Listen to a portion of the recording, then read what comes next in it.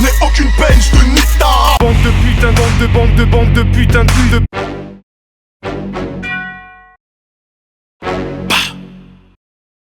Bonjour à tous et bienvenue dans Tête. Voici la suite. Voici la suite.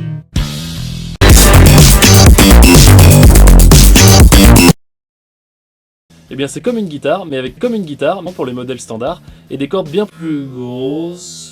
C'est l'instrument qui fait le lien entre la partie rythmique pure, à savoir la batterie, et la mélodie, à savoir la partie rythmique pure. On ressent bien ce lien lorsque la basse joue en accord avec la grosse caisse de la batterie, partie rythmique pure qui est mélodie.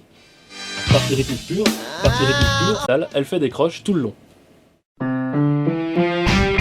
Voilà c'est chargé, voilà c'est chargé, voilà c'est chargé. Cuisine du corps. Aujourd'hui, on va parler solfège rythmique. La croche est une unité rythmique qui dure un demi-temps dans le cas d'une mesure binaire, comme par exemple le fameux 4-4.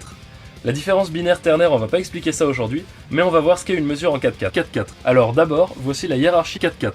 Tout en haut, on retrouve 4-4, qui correspond à 4-4, qui elles-mêmes correspondent à 2-4-4, et chaque noire correspond à 4-4, etc. En fait, on sépare chaque note en deux notes 4-4, moitié. Et du coup, elles sont chiffrées avec cette division.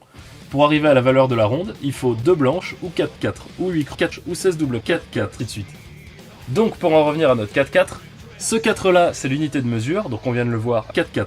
Et ce 4 là c'est le nombre d'unités par mesure. On a donc là une mesure à 4 temps, où un temps égale 2 blanches, 4. 4. Et donc là où je veux en venir, bah ça donne ça.